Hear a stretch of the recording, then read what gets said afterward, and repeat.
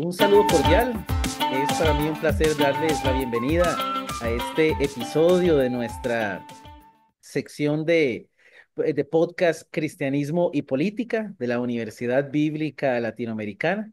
Mi nombre es David Castillo, docente de la Facultad de Teología de la universidad, y es para mí un honor y un placer hoy presentar a nuestro invitado, el profesor Randall Blanco Lizano. Profesor, ¿cómo se encuentra el día de Muchas hoy? gracias. Muy bien, muchas gracias. Qué gusto, bienvenido, profesor Randall. Hoy nuestro invitado va a estar ayudándonos a entender los elementos generales, conceptuales, la expresión del fenómeno manifestado entre el cristianismo y la política, o la religión y la política. El profesor Randall tiene una amplia experiencia en estos campos.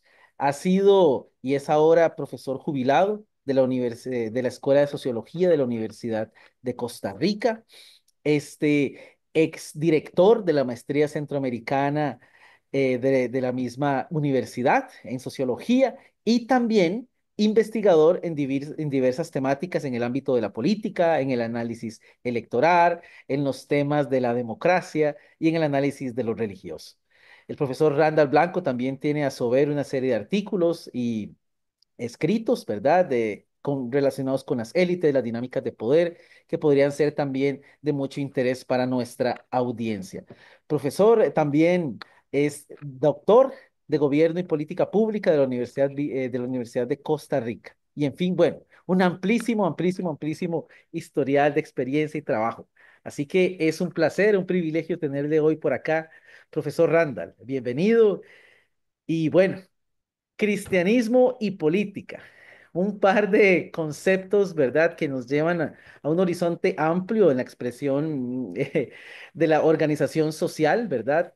Pero, profe, inicialmente, ¿qué podría decirnos? ¿Cómo podríamos abordar conceptualmente estas palabras que son tan utilizadas en los medios de comunicación, en las conversaciones entre personas, la política, lo político, la religión? ¿Cómo definiríamos estos conceptos desde la teoría social?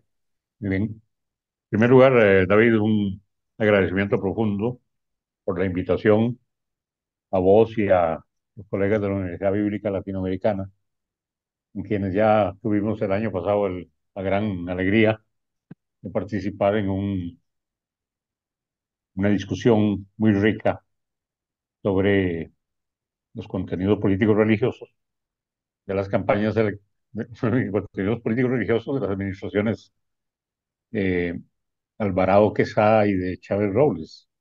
Entonces ya eso como que nos quedó un primer puente donde se visualizaron posibilidades, y esta es una de esas posibilidades. Entonces lo agradezco mucho, David y colegas de la Universidad Bíblica, eh, también a la compañera Raquel Huertas, que está en el control técnico de estos medios, y realmente colocas un tema de entrada de extraordinaria complejidad.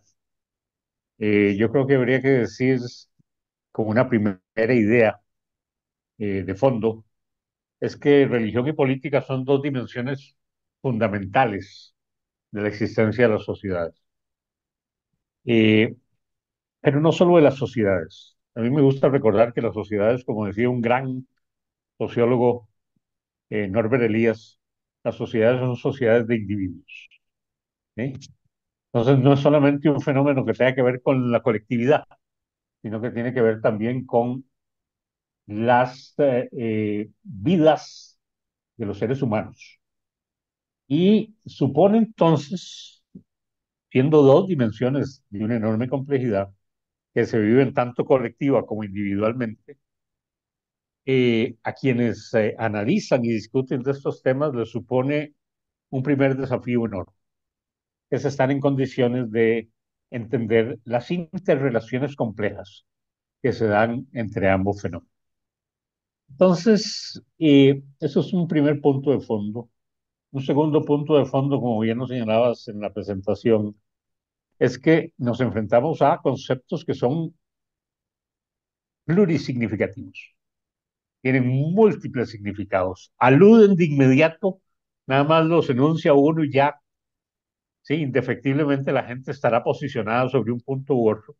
Y aquí entonces hay que hacer un ejercicio más bien, digamos, lento y sutil de poder ir armando las piezas que permitan a quienes nos escuchan y nos ven, como reconstruir los múltiples piezas de este rompecabezas, de forma tal que seamos muy cuidadosos, porque el campo, además de ser polisémico, está lleno de prejuicios. Y ese es un tercer punto que me interesa señalar de entrada. Eh, Porque con mucha facilidad al creyente religioso, desde hace siglos se le busca considerar como una especie de eh, criatura de segunda naturaleza. Como que el debate planteado en los inicios de la modernidad entre razón y fe generó, para ya casi 6 siglos, eh, una suerte de división de parteaguas entre la razón y la fe, la ciencia y la creencia. Y desde ahí se ha dado un conjunto de tensiones que, en términos de los procesos de secularización, ha ido, digamos, colocando al creyente religioso en una especie de situación degradada por su fe. Es decir, como que el hecho de que usted tenga algún tipo de creencia en lo sagrado o en sus expresiones corpóreas, me refiero en lo simbólico, sí, que eh, encarnan en un Dios, en la creencia en Dios. Eh, por ello, a quien así cree, se le considerara una persona que es enemiga del conocimiento y de la razón. Y ahí entonces, ¿verdad? Solo estoy colocando provocaciones de entrada Claro. para poder ir llamando la atención que estamos en un terreno extraordinariamente complejo que requiere de, digamos, un abordaje riguroso, eh, que permita ir viendo las múltiples relaciones que tienen para huirle de pura entrada, como digo, a que por lo menos este profesor o este espacio pudiera estar invitando a considerar al creyente como una especie de ser inferior, como es la categorización que se utiliza, muy estigmatizante, horrorosa desde mi punto de vista. Yo la rechazo absolutamente, porque también hay que entender las interioridades de las vidas de los seres humanos. Y entonces a veces se echa todo en el mismo saco, ¿verdad? En Ujú, medio de la disputa política que suele ser, ¿verdad? A veces atravesada por la polarización, se termina convirtiendo al que uno pudiera ver, ¿verdad? Digamos, refiriendo a una expresión con una profunda raíz religiosa, el prójimo de repente se convierte en un enemigo, ujú, y el enemigo es un enemigo a derrotar y destruir, según los signos de los tiempos. Y ahí estaríamos, ¿verdad? Cayendo en una trampa peligrosa. Y entonces es bueno reconocer todos estos elementos. ujú, No solo es polisémico, sino que además ujú, viene acompañado de prejuicios. Entonces vamos a tratar de huirle a estos elementos, ujú, como para que podamos tener una sesión sustantivamente valiosa. ujú, ujú, Eh, Quisiera decir que en la larga tradición de los estudios sociológicos sobre la religión, larga tradición, más de 2 siglos, pudiéramos subrayar aquí, hay una cantidad de investigadores e investigadoras que han dado a la tarea de entender estos fenómenos complejos. Y uno de estos grandes investigadores, que es un sociólogo norteamericano, que se llama Peter Berger, ujú, escribió entre sus muchos libros un libro muy bello que se llama El Dosel Sagrado. Y en ese libro, eh, Berger decía esta frase muy bella que tomé la nota para esta conversación porque ya nos va ubicando en un terreno de comprensión compleja pero respetuosa. Él define así la religión. Dice, toda sociedad humana es una empresa de edificación de mundos y la religión ocupa un lugar destacado en esta empresa. Decía Berger, nuestro propósito principal en su libro sobre religión es emitir algunos juicios generales acerca de la relación entre la religión y la edificación humana del mundo. Ven ustedes entonces qué lugar, yo lo comparto esa perspectiva, podemos ubicarle a este fenómeno de la religión. Es decir, estamos en el mundo, en el sentido de crear contenidos que hacen sentir a la persona que está en un mundo habitable, pero un mundo habitable que le respeta, le comprende, ¿sí? Y además le comprende su creencia. Entonces, esa edificación de mundos pasa por el tema de la subjetividad de las personas, el tema de la importancia de sus creencias y también lo que significan esas creencias para la integración social. Entonces, esta entrada creo que nos deja un terreno, digamos, rico sobre el cual poder levantar el resto de la conversación, no levantar la torre de Babel, ¿verdad? Para no usar estas, ¿sí? Sino que nos permita edificar constructivamente, lo vamos a hacer muy críticamente también, esta entrada ya va en esa perspectiva, pero que nos permite efectivamente que quienes escuchen esta conversación sientan que aquí nos tomamos estas discusiones en serio y muy en serio, y que eludimos, ¿verdad?, a todo tipo de estigmatización, y creo que por ahí podemos empezar. Dos dimensiones complejas de la vida de los seres humanos, una relacionada, como diría otro gran sociólogo de la religión que fue Emil Durkheim, la religión indefectiblemente alude de inmediato a lo sagrado. La política indefectiblemente alude al otro mundo que tanto estudió Durkheim con claridad, el mundo de lo profano. Son inseparables uno y otro. Entonces también pudiéramos decir, ¿verdad?, que aquí es cómo nos vamos acercando a ese mundo que pasa necesariamente por el reconocimiento de cómo se vinculan los humanos, los creyentes con lo sagrado, y cómo quienes no están en esa tesitura también tienen que aprender a interpretar que esa es una dimensión fundamental de la vida social. Importantísimo, ¿verdad?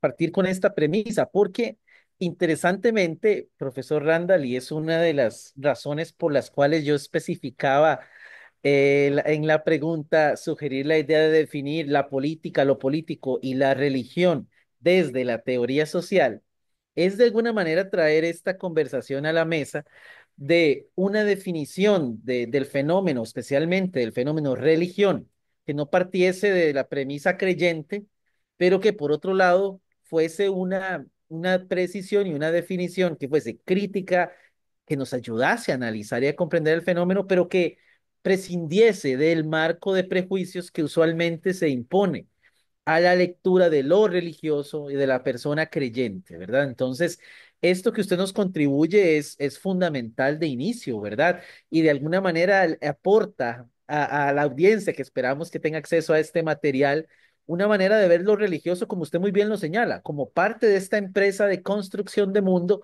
pero sin incorporarnos en los juicios de valor, sino más bien en el potencial analítico y comprensivo que nos aporta el concepto para entender la forma en que la sociedad se organiza y también que el individuo la vivencia. Que esas son dos dimensiones que ahora surgen y complejizan esta discusión, ¿verdad? ¿Cómo entender lo religioso entre ejercicio pendular entre lo individual y lo social?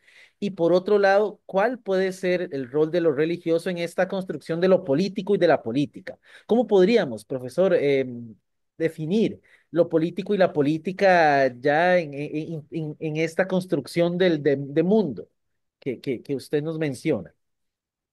Sí, David, el debate sobre la política y lo político en el campo de la teoría social también, Inmenso. gigantesco, gigantesco. espacio de debate, de investigación. Eh, yo suelo referir a mi formación. Yo nuclearmente me ubico muy cómodamente en el campo de la sociología política. Me ubico muy cómodo en ese campo porque, eh, digamos, me permitió esos estudios, esas investigaciones, alejarme también a una forma muy generalizada, por hegemónica, de entender la política como un asunto de servicio. Yo no estoy ubicado en ese paradigma. Como sociólogo política no estoy ubicado en ese paradigma.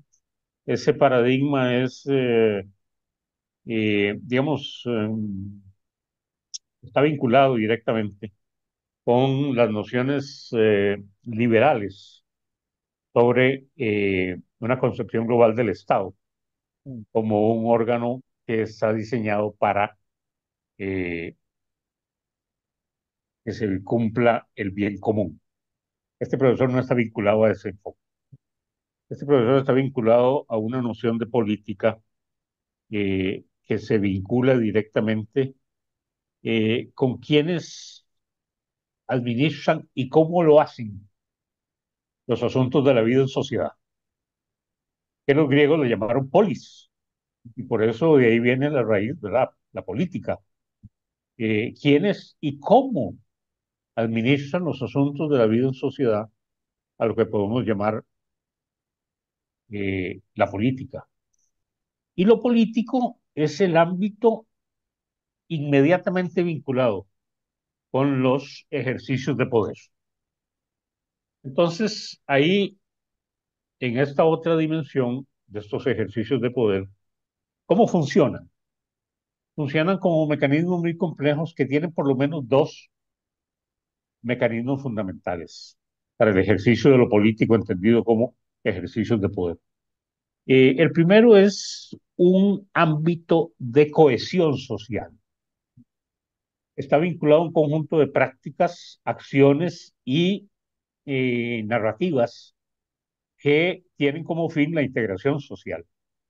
Pero la integración social en una sociedad particular que tiene un sistema político particular donde grupos, fuerzas, individuos o clases sociales desarrollan lo que solemos llamar hegemonía, que es la capacidad de direccionar una sociedad en torno a los valores e ideas dominantes en esa sociedad determinada.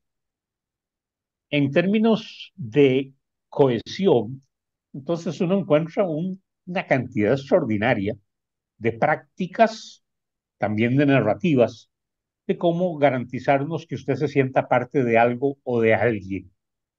¿Sí? Es la construcción del nosotros colectivo. Esas son las múltiples acciones vinculadas a la cohesión social. Tienen un fin tremendo, que es el de la integración social. Es unificar, es reunir.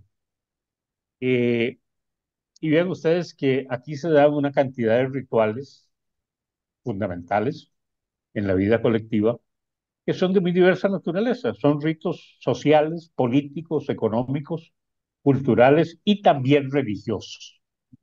Y entonces aquí en el ámbito de la cohesión social, la integración vía sistemas de creencias religiosos es una dimensión extraordinaria.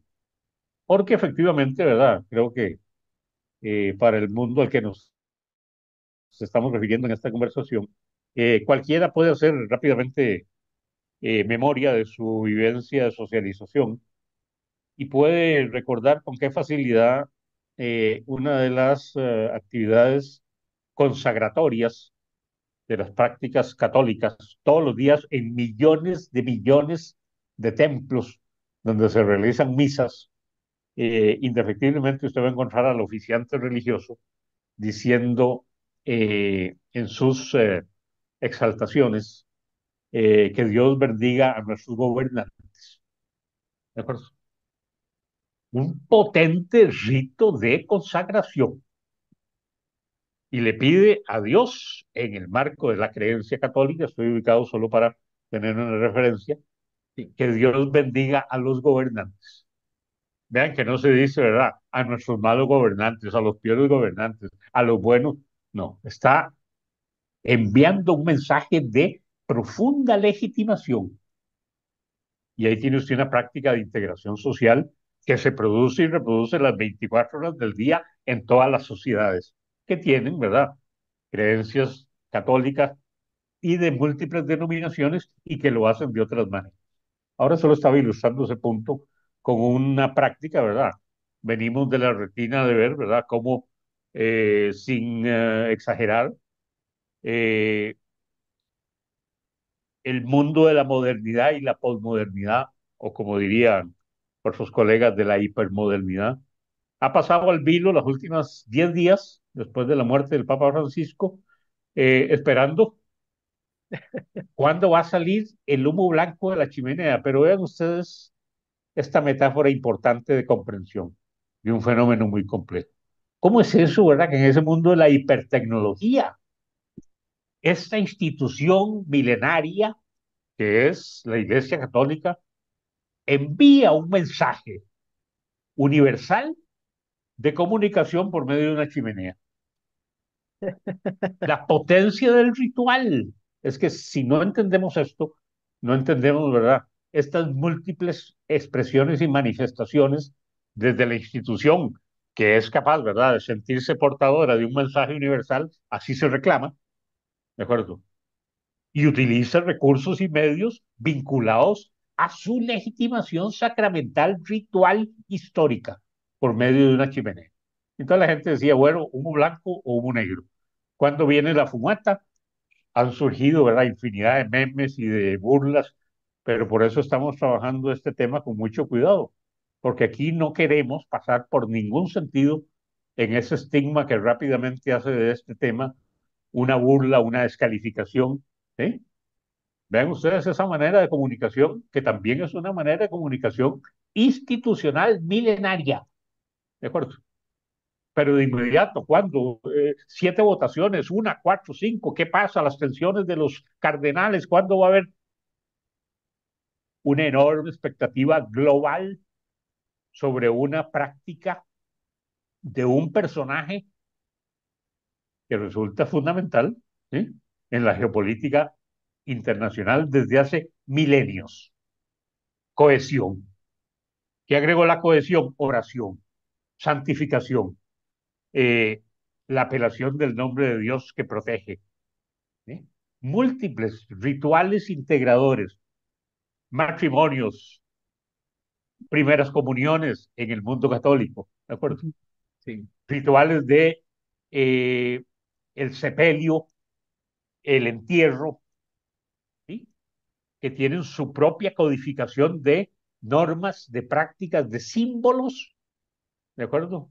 Ven ustedes ahora fácilmente como lo tenemos en la retina, de inmediato comparar al Papa Francisco todo de blanco y no el Papa León XIV que viene ahora con los viejos ornamentos medievales, símbolos, potentes símbolos, ¿sí?, que dicen de cómo, ¿sí?, esos 1.400.000.000 de creyentes católicos, ¿sí?, se sienten expresados en la imagen, una imagen, integración social, cohesión. La otra es coerción, que son el uso de los múltiples mecanismos de ejercicio real o simbólico del poder o de la violencia. Y entonces, claro, si usted no cumple con la ley, yo lo sanciono. Si usted no cumple con la Constitución, yo lo sanciono. Si usted no me obedece, yo lo persigo. Vean ustedes los mecanismos de la cohesión para integrar y también los mecanismos de la fuerza, porque si usted no quiere ser integrado, yo lo voy a integrar. Sí. Y de nuevo, ¿qué papel cumplen las narrativas religiosas en ese plano?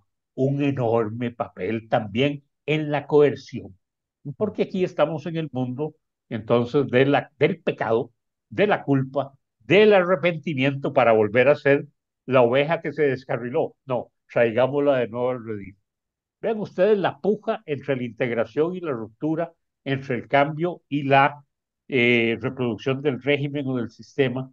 Entonces uno encuentra que efectivamente en la política, ¿verdad?, como esa forma de la administración de los asuntos de la vida colectiva, de la polis, y lo político como estos ejercicios, en ambos planos, la religión, ahora más adelante vamos a hablar de los otros sistemas de creencias. Sin duda alguna, ¿verdad? Es por poner estos ejemplos, pero juegan un papel fundamental en esas relaciones complejas, ¿verdad? Como sistemas de legitimación o hasta en otros momentos históricos, ¿verdad? Como sistemas de ruptura y enfrentamiento. Porque si no, ¿verdad? No entenderíamos las posibilidades de la ruptura y el enfrentamiento que es consustancial a la vida colectiva. De ello, si uno pensara, ¿verdad? En el siglo XV, XVI, lo que debe haber significado ver a alguien como Martín Lutero, ¿sí? Venir con su planteamiento de las 95 tesis en la Catedral de Wittenberg y clavar, ¿verdad? Diciéndole en ese símbolo que era la catedral, así no. Esa prepotencia del Papa, ¿verdad? Como le solían llamar, era el comercio santo, el Sí. reclamo de las indulgencias, ¿verdad? Eso no es santo, eso no es sagrado. Una disputa de interpretación frente a una institución simbólica. Por eso va y clava sus 95 tesis en la puerta de la catedral y no lo hizo, ¿verdad? En un palacio, ni lo hizo en cualquier otro espacio. Lo hizo en el lugar sagrado para decir, ¿de acuerdo? Entonces vean ustedes qué complejidad y qué maravilla poder entender estos juegos, ¿verdad? Que no son para nada, aquí estamos hablando de ejercicios de poder simbólico y entonces efectivamente cuando uno ve la trascendencia que tiene el sentirse vinculado con lo sagrado, ya sabemos, ¿verdad? Han habido guerras religiosas durante miles de años, eh, pero el reclamo del sentimiento de lo sagrado puede ser una enorme herramienta de ejercicio de poder o puede ser también una apelación interior, ¿sí?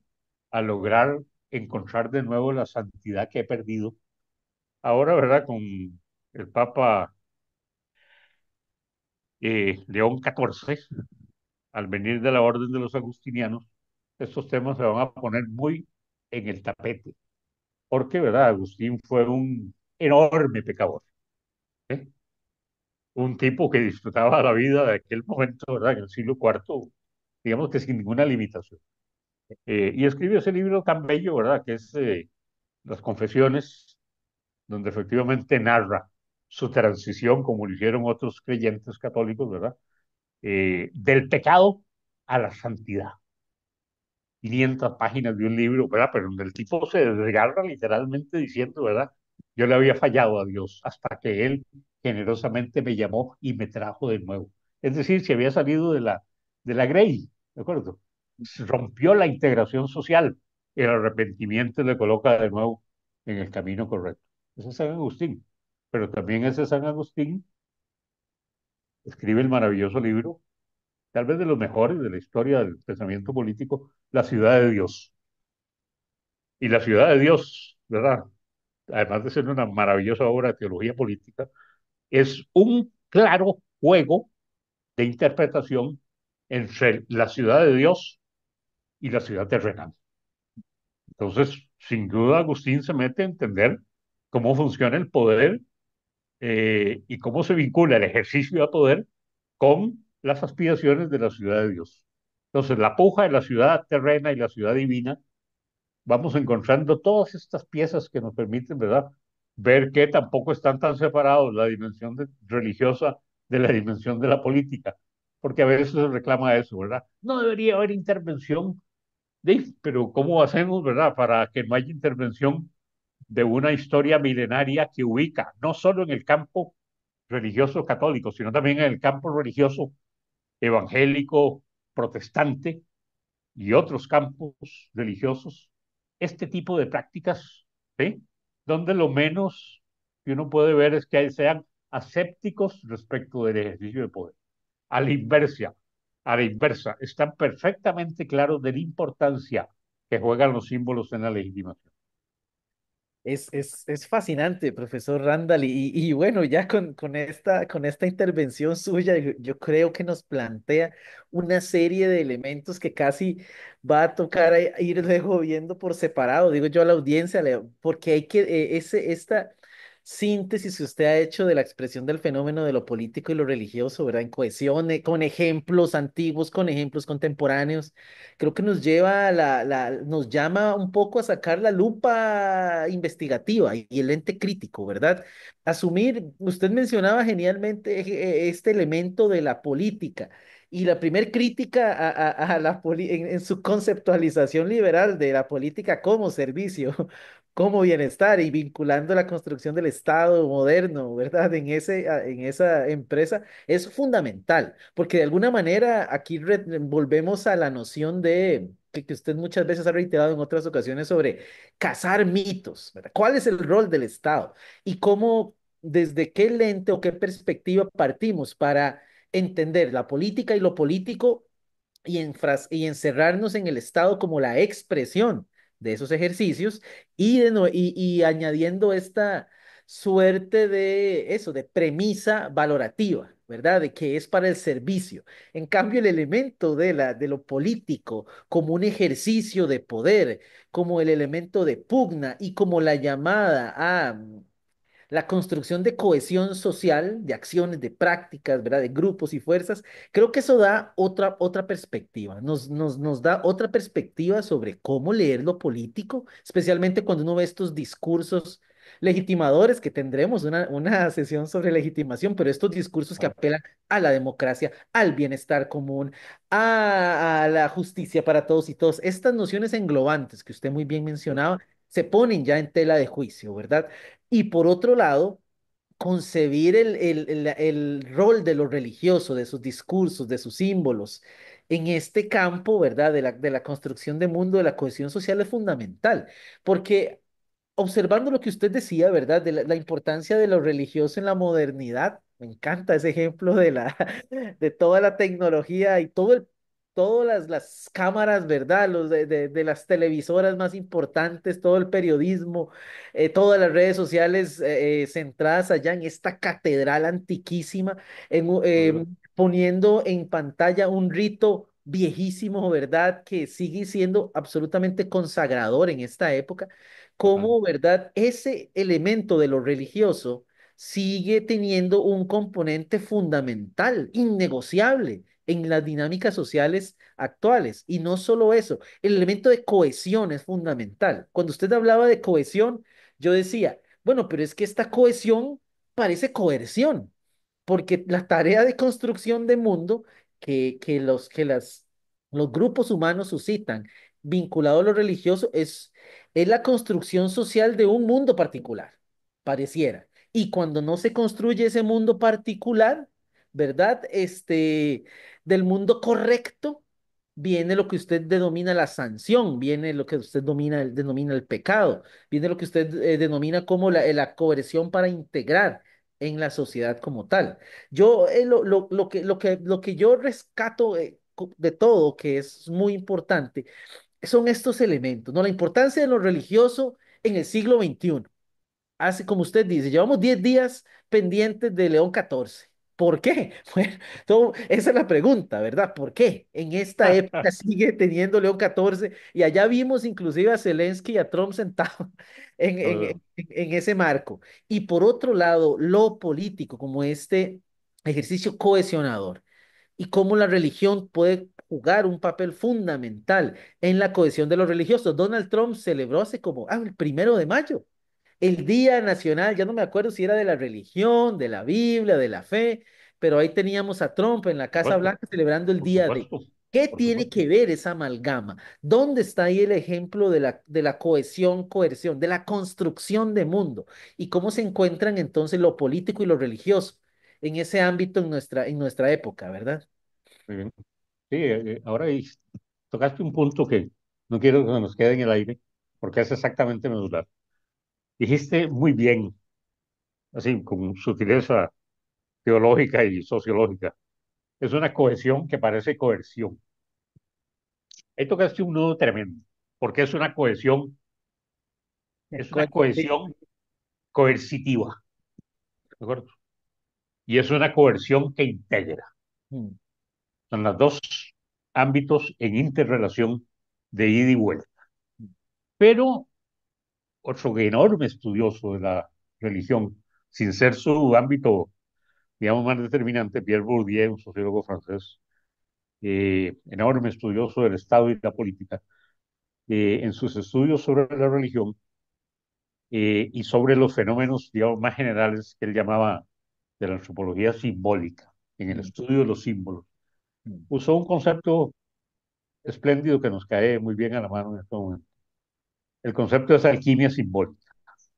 Alquimia, ¿verdad? Significa que usted puede ejercer coerción, pero no puede parecer coercitivo. Y esa es una de las especialidades del campo religioso. Usted ejerce coerción, pero su ejercicio de coerción no aparece como coercitivo, sino que aparece como la sana doctrina, ¿sí? Que usted en algún momento deberá entender. Vean ustedes el peso de lo moral, deberá entender para que se comporte bien. Porque para eso existe, ¿verdad? Dentro de las religiones, mandatos. Algunos tienen forma de mandamientos, como ya conocemos la historia, ¿verdad? mm, Mandatos que tienen forma de mandamiento. Pero es que cuando usted interioriza esto, ¿verdad? Que funciona espléndidamente con un mecanismo de compulsión y de control, entonces efectivamente eh, encontramos ahí esa nueva interrelación que no puede funcionar separada. mm, No podemos separar la cohesión de la coerción. Y la coerción, en el campo religioso en particular, funciona como un ejercicio, ¿sí? Cohesionador, pero no coercitivo, mm, aunque funciona coercitivamente. mm, Entonces, claro, como estamos ahora entrando en un terreno complejo, por dicha podemos argumentar así, y señalado muy bien el ejemplo, vean ustedes que el reclamo de Trump, ¿verdad? Va para sus 4 meses, apenas. Alguna gente se le ha hecho una eternidad, pero es que no han entendido, no han terminado de entender los ciclos políticos. Es decir, a usted se le hará una eternidad, pero hay que esperar a que pasen los 4 años. Entonces, mejor tiene sabiduría, porque si no se va a destruir el hígado, ¿verdad? Esperando que se vaya Chávez o que se vaya Trump o que se vaya. No, no, no, eso no es, eso es verdad. Ahí hace falta un poco de aterrizaje histórico. sí, Y en efecto, pero vean ustedes lo que hace.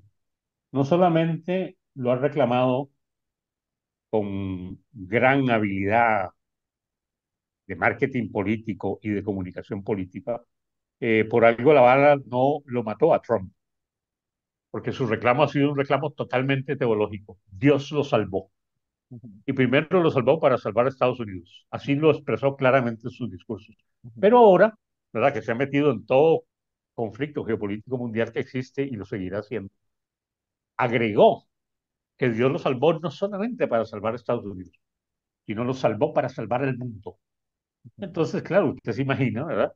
Un Salvador tiene todo el sentido milenarista del profeta, ¿verdad? Él sí tiene la iluminación necesaria y por eso se reviste necesariamente hasta en una sociedad como la norteamericana con sus múltiples complejidades. La complejidad religiosa en Estados Unidos es fundante de esa sociedad. Entonces, claro, aparece rodeado de pastores, de obispos, de rabinos, de 5 o 6 denominaciones distintas. Lo hizo durante su toma de posesión, lo acaba de hacer en la celebración del Día de la Fe, efectivamente, y ha señalado claramente que es un mensaje que va a tener una enorme implicación para todas las sociedades, el que quiere regresar a la socialización bíblica en Estados Unidos. Entonces, en escuelas, colegios y en todo tipo de prácticas, esa reivindicación, pero vean ustedes que es una reivindicación que, comillas, el hombre más poderoso del mundo, de la nación más poderosa, entre comillas, ¿sí? No puede dejar de apelar a la legitimación religiosa. Ni ese, ¿de acuerdo? Si nos regresáramos, ¿verdad? A otro tipo de dimensión, en el caso de Costa Rica, la, perdón, la aparición de la Virgen de los Ángeles, su primera aparición en términos de la historia eclesial costarricense, se dio en el año 1635. Es para que podamos ubicar Claro. situaciones y sociedades distintas con coordenadas simbólicos religiosas muy distintas, ¿eh? 1635, pero es hasta 1824 en que se da un decreto político del Poder Ejecutivo y convierte a la Virgen de los Ángeles en la patrona de Costa Rica.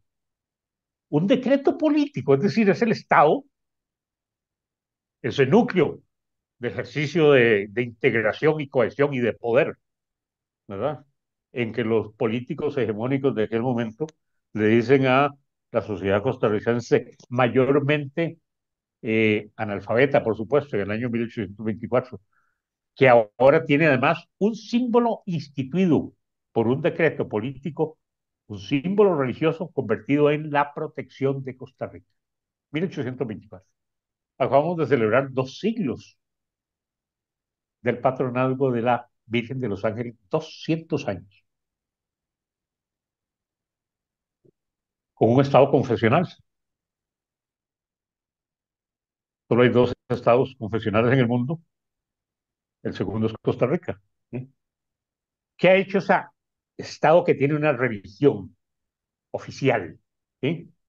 Que la matizó en el año 49 cuando dijo, ¿verdad? La religión católica es la del Estado y reconoce la existencia de otros cultos. ¿Sí? ¿Cuáles son esos otros cultos y cuál es su experiencia, digamos, política? Dave, yo para efectos de esta conversación revisaba algunos datos, David, que nos meten de cabeza inmediatamente en el campo de la política electoral costarricense. Ujú, Y solo para dejar esto en la retina de quienes nos escuchan y nos ven. Eh, el campo político en Costa Rica ha ido ganando en pluralismo. Vivió una etapa, ¿verdad?, bipartidista de casi 2 o 3 décadas, y después de ahí, ¿verdad?, después de 2002, la creación de múltiples partidos y ahora tenemos un sistema de transición multipartidista.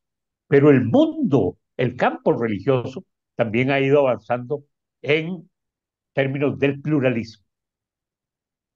Otras denominaciones, otros sistemas de creencias que participan activamente de la vida de la sociedad costarricense.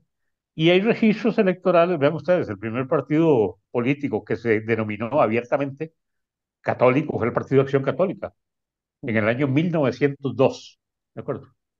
Pero la primera participación electoral de un partido de abierta afiliación evangélica es en el año 1998, cuando el partido Renovación Costarricense obtiene 37.000 votos y nombra al diputado Justo Orozco. 1998. Vean ustedes, ¿verdad? Sí, estoy hablando de 2 siglos de decreto del patronazgo de la Virgen. Un siglo y pico después, el primer partido abiertamente católico, denominacional, y hasta casi un siglo después, la primera aparición en términos de la contienda electoral de un partido evangélico. Pero aquí lo que me interesa es mostrar qué interesante proceso ha llevado en las elecciones de 2002. Renovación Costarricense obtiene 61.000 votos, pasa de 37.000 a 61.000 y tiene como diputado a Carlos Avendaño por Restauración Nacional. En el año 2006 sube a 88.000 votos, se dividió Restauración y ahora hay Restauración y Renovación Costarricense. Y Gullón Macei, otro pastor, igual que Carlos Avendaño, Justo Orozco, es electo diputado por Restauración Nacional. En 2010 tienen 102.000 votos. Vean cómo va de 37.000, ¿sí? claro. 102.000 votos. Y Carlos Avendaño, de nuevo diputado por Restauración, y Justo Orozco por Renovación Costarricense. Esos 102.000 votos de 2010 dieron para 2 diputados. En 2014 sube a 167.000 votos. Y entonces Fabricio Alvarado es diputado por Restauración Nacional, Avelino Esquivel y Gonzalo Ramírez, diputados por Renovación Costarricense, Mario Redondo, diputado por el Partido Cantonal de Cartago, Alianza Cristiana, y tuvieron 167.000 votos. En 2018, Restauración Nacional gana primera ronda con Fabricio Alvarado de candidato y tuvo 537.000 votos y 10 diputados. Y en 2022, Fabricio Alvarado, con su partido Nueva República, sube a 210.000 votos y tienen 7 diputados. Entonces, para así muy aterrizadamente, ¿verdad? ¿Qué poder puede ejercer un diputado? Les puedo decir con franqueza, enorme poder. Uno, 7 hacen más, 10 hacen más, ¿de acuerdo? Pero vean ustedes que de 1998 a 2022, los votos del campo abiertamente religioso con candidaturas de partidos confesionales, así se denomina en la literatura especializada, Sí. eh, pasaron de 37.000 votos a los 210.000 que tuvo Nueva República. ¿Qué significa eso? Que hay un pluralismo religioso, hay un pluralismo político, pero también hay partidos de clara afiliación evangélica y muchos, ¿sí?, que se han reclamado históricamente como, sin duda alguna, legitimadores del campo católico. Indefectiblemente, ¿verdad? Liberación, la unidad social cristiana, ¿de acuerdo? Una amalgama de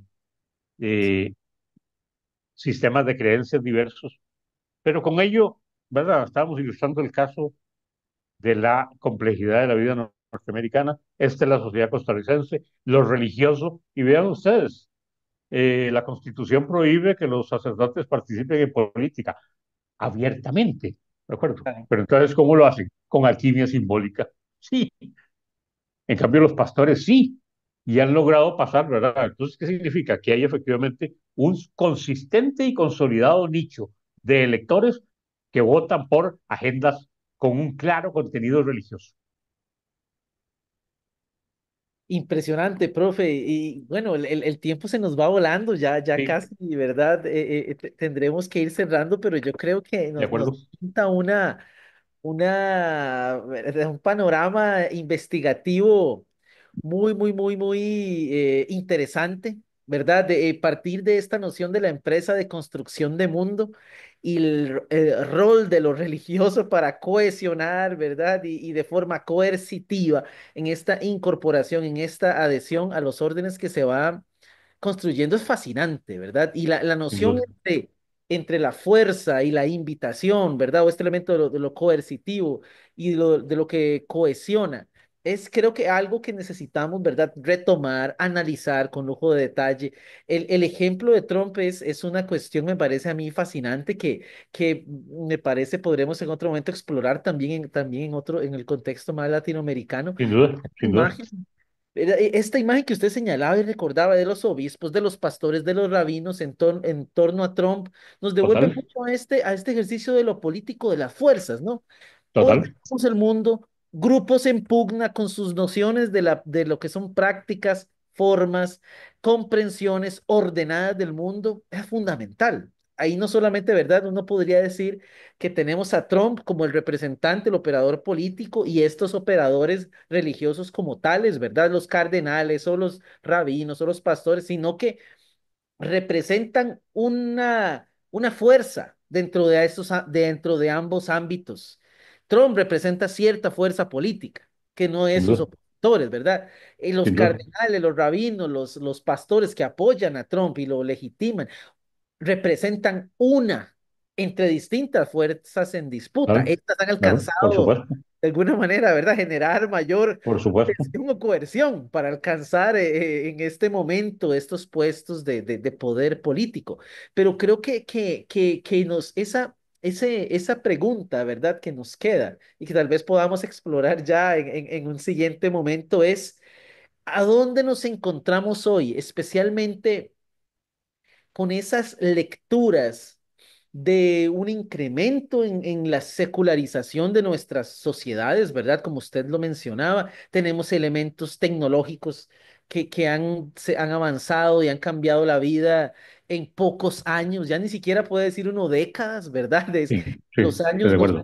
aceleran y al mismo tiempo se siguen acudiendo a recursos constituidos desde los inicios de la historia humana, ¿no? Como Así formas es. de arraigo social, de autoconcepción individual. Creo que una pregunta tal vez que nos quedará allí, profesores, es ¿dónde nos encontramos? ¿Dónde nos encontramos en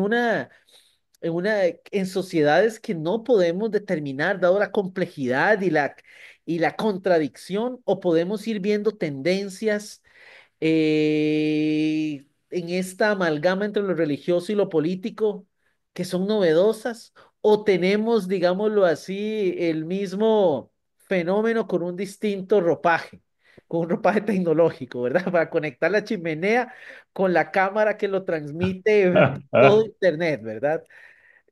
Tal vez, profe, para cerrar, algunas palabras suyas o Sí, ideas suyas de cierre e inclusive si quiere darnos una asomadita de dónde cree usted que nos encontramos, ¿verdad? La expresión de este fenómeno. Y bueno, eso nos quedará, creo yo, para una segunda no cabe conversación. duda. Y Bien, sí, ya planteaste tres o cuatro preguntas, sin duda, que nos complejo. requerirán más de un programa. Y me alegro mucho por ello, porque necesitamos traer estas discusiones a fondo, hacerlo con seriedad, hacerlo rigurosamente, porque el campo ese, ¿verdad?, de la descalificación, eso es muy sencillo de hacer. Pero eso no enseña ni forma. ¿Sí? Y si estamos surgidos de un reclamo hoy, me parece, por lo menos a mí, eh, necesitamos educar de nuevo en la libertad, ¿sí? No en el miedo y el terror, porque ese es el peor consejero de los seres humanos. Eh,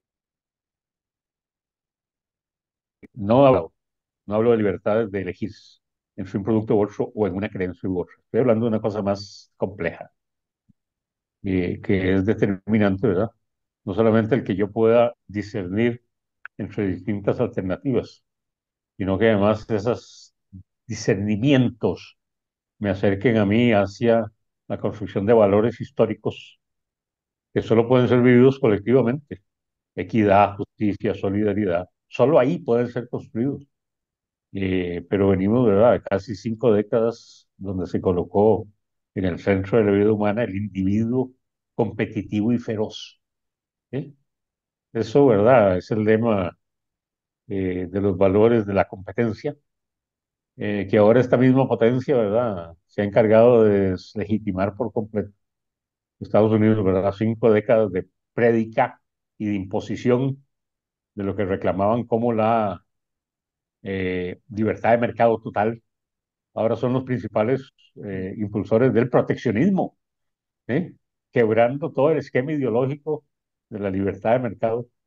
Pero para eso usted necesita información, no necesita, se necesita educar un criterio que le permita tomar una posición fundada y no en un meme o en una imagen manipulada en este mundo, ¿verdad? De los miles de millones de imágenes cada día, donde, como digo, y por eso me interesaba mucho la metáfora para arrancar esta primer podcast, esa confrontación entre las cámaras, las redes y la chimenea nos ilustra muy claramente, nos avisora ese mundo por el que te estás preguntando, en dónde estamos, hacia dónde vamos, estamos en medio, ¿verdad?, de una promesa no cumplida, a mí me parece, ¿verdad?, en el debate sociológico, y me alegra mucho además que haya sido así. Eh, Max Weber insistía mucho en el desencantamiento del mundo, ¿sí? Insistía mucho en la racionalización y en la burocratización, y decía, ¿verdad?, que se estaba perdiendo el peso que tenía la religión en la vida de las sociedades. Yo creo que esta etapa histórica muestra exactamente lo contrario, ¿sí? Y que hay una coexistencia compleja entre ambos procesos, ¿verdad?, de sistemas de creencias complejos que existen y seguirán existiendo, no necesito ser profeta para eso, procesos de secularización que tensan las sociedades. No es lo mismo, ¿verdad?, pensar en una sociedad europea, eh, ¿verdad?, por poner un par de casos, Alemania o Francia, en términos de las relaciones política-religión, que pensar, ¿verdad?, en el gigantesco mundo de las múltiples creencias que son los países latinoamericanos, ¿sí? potentemente creyentes, la mayoría de ellos católicos, potente, pero donde ya coexisten todos estos otros eh, denominaciones, ¿verdad? También con una creciente influencia, sobre todo de los diversos posicionamientos evangélicos y sus múltiples denominaciones, ¿verdad? Eso ya tenemos chance de hablarlo, ¿verdad? Las complejidades de ese mundo evangélico, que son muchos mundos, o del mundo protestante, que son muchos mundos protestantes, muchas formas de vivir las prácticas religiosas, los sistemas de fe, eh, o en las sociedades africanas, o en las sociedades del Medio Oriente, donde eh, ver, por ejemplo, la situación alemana, del peso gigantesco de los migrantes musulmanes en Alemania, que han levantado miles de mezquitas y ahora está la puja, ¿verdad? Que sí, que en una pérdida de inscripciones católicas creciente, y entonces se coloca en el centro de la disputa política también y del Estado el tema de las creencias religiosas o el derecho de las mujeres a usar, ¿verdad? Su hijab en Francia, porque el Estado no lo permite. ¿Sí? De nuevo, las tensiones, el individuo, el sistema de creencias, el Estado, enorme vigencia para estas discusiones. Yo me alegro muy bien que sea así, porque nos exige ser, ¿verdad?, más rigurosos, más analíticos y complejos, huirle a todo fanatismo y a toda estigmatización, y sí, en cambio, llamar la atención, así como lo dijimos al inicio con Peter Berger. Yo sé que hay alguna gente, ¿verdad?, en el campo religioso que quisiera que esto no fuera así, pero hay que decir, ¿verdad?, que las creencias religiosas gozan de enorme y muy buena salud a lo largo y ancho de las sociedades y del mundo. Eso es lo que puedo avisorar ahora. Y ya seguiremos conversando, con mucho gusto. Seguiremos conversando, profesor Randall, porque creo que nos quedan muchas preguntas y este abordaje, ¿verdad? Que de alguna manera los planteamientos que yo hacía querían de alguna forma llevar nuestra mirada al funcionamiento social, ¿verdad? Del fenómeno religioso, pero sin duda alguna creo que esta última frase me devuelve a mí a pensar en el elemento de lo subjetivo, ¿verdad? Y en la forma en que lo religioso sigue convirtiéndose en un componente fundamental en la Así experiencia es, individual y colectiva de la persona, aún en esta totalmente. época. ¿Y por qué, Eh, verdad? La pregunta fundamental que por yo me hago supuesto, es, total acuerdo. ¿por qué, verdad? ¿Qué, Una de qué las importa lecturas lo religioso? durkheimianas más finas, en el libro de Sociología de la Religión, establecía que, vean digamos, el punto focal que quiero dejar aquí. Durkheim decía que estudiando las transformaciones del mundo religioso, podían entenderse también las transformaciones de las sociedades. Claro. ¿Sí? Entonces no le ubicaba un valor marginal o secundario, lo colocaba como una de las grandes dinámicas que requieren de estudio, de investigación y de debate. Y de nuevo, ¿verdad? Digamos que esa es la invitación, porque si no, todo, ¿verdad? El mundo de la descalificación y el desprecio, aquí están a la vuelta de la esquina. Pero justamente el signo de los tiempos nos obliga a actuar y razonar así. Sin duda alguna, profe, gracias más bien por ayudarnos a construir esta mirada crítica, me parece a mí muy, muy, muy aguda y sensible también, ¿verdad? Desde la expresión del fenómeno religioso. Quedaremos pendientes de un par Mucho de gusto. conversaciones más, Claro, ¿verdad? Y ¿verdad? esperando yo movernos de este fascinante mundo de lo religioso también al fascinante mundo ya meramente de lo político y de la democracia, porque yo creo que también hay grandes inquietudes de los colectivos o de las personas Claro, en general sobre qué hacer con una democracia que parece resquebrajarse en sus ideales y en sus mundos, ¿verdad? Casi que consagrados ahí, ¿verdad? así es, En así sus es. aspiraciones. Entonces, de nuevo agradecer al profesor Randall Blanco, ¿verdad? Sociólogo político, que nos ha ayudado a comprender desde los elementos conceptuales de la política, de lo político, de la religión, en la teoría social, la expresión de estos fenómenos en ese diálogo entre pasado y presente, diríamos, ¿verdad? Y las continuidades y las rupturas Sin que duda. hemos podido ver en una horita, que es verdaderamente asombroso. Agradecer una vez más, Mucho profesor, su gusto. compañía, agradecer a las personas que nos han visto, ¿verdad? Y que puedan ver este material. Estaremos pendientes de los nuevos episodios de este podcast Cristianismo y Política, también con el profesor Randall Blanco. Un Muchas saludo, un gracias. abrazo y bueno, esperemos verles en nuestros próximos episodios. Hasta luego. Hasta luego.